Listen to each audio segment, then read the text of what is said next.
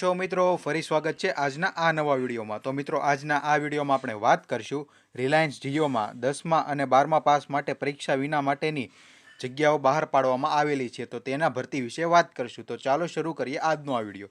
મિત્રો, રિલાયન્સ જીઓ દ્વારા ભારતભરમાં એક મોટી ભરતીની ઝુંબેશની જાહેરાત કરવામાં આવી છે, જેમાં 10મા, 12મા અને સ્નાતક ઉમેદવારો પરીક્ષા વિના અરજી કરી શકશે। મિત્રો, કોઈપણ પરીક્ષા લેવામાં આવશે નહીં। બધા જ ભારતીય પુરુષ અને મહિલાઓ આમાં અરજી કરી શકશે। કામગીરીની વાત કરીએ તો ગ્રાહક સેવા છે, કામગીરી, આઈટી, માર્કેટિંગ, એચઆર, વેચાણ જેવી પ્રોફાઇલો માટે આ ભરતીઓ બહાર પાડવામાં આવેલી છે। આગળ વાત કરીએ તો એક્ઝામ, કારકિર્દી તે બધું શું હશે મિત્રો? તો આ ભરતીમાં કોઈ પરીક્ષા, લેખિત પરીક્ષા લેવામાં આવશે નહીં અને પસંદગી એક શોર્ટલિસ્ટ અને ઇન્ટરવ્યૂના આધારે કરવામાં આવશે।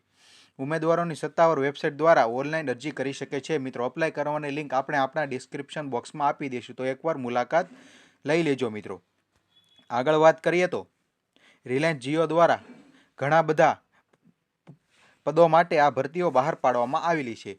તમારે અરજી ઓનલાઈન કરવાની રહેશે। મિત્રો, તમામ પુરુષ અને મહિલાઓ આમાં અરજી કરી શકશે। પગારની વાત કરીએ તો પોસ્ટ અને અનુભવના આધારે પગાર ચૂકવવામાં આવશે।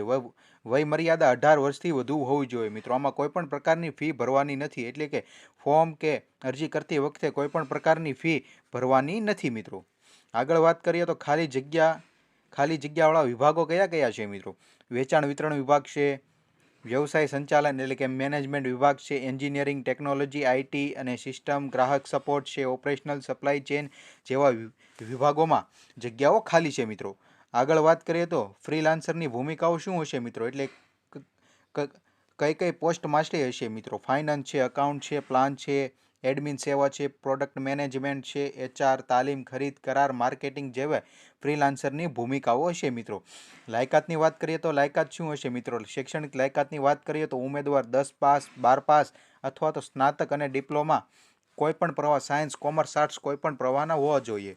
તમારી લાયકાત અને ડિગ્રીના આધારે તમને જોબ મળી શકે છે। મિત્રો, પસંદગી પ્રક્રિયાની વાત કરીએ તો પસંદગી પ્રક્રિયા કઈ પ્રકારની હશે? મિત્રો, અહીં કોઈ પણ પ્રકારની પરીક્ષા લેવામાં આવશે નહીં।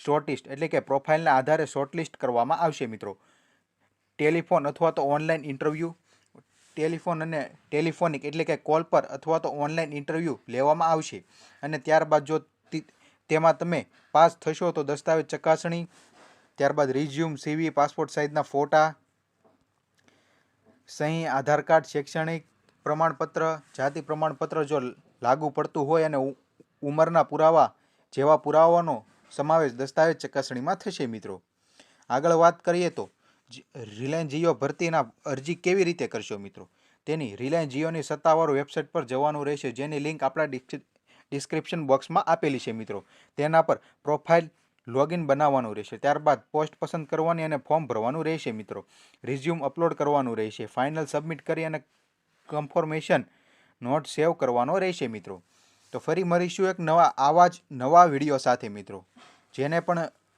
જોબની જરૂર હોય તેના સુધી આ વિડીયો જરૂર પહોંચાડો અને આવી જ ભરતી અને અવનવી જોબોના વિડીયો માટે અમારી આ ચેનલને સબસ્ક્રાઇબ કરી દેજો। મિત્રો, અને વિડીયોને લાઇક કરીને શેર કરી દેજો।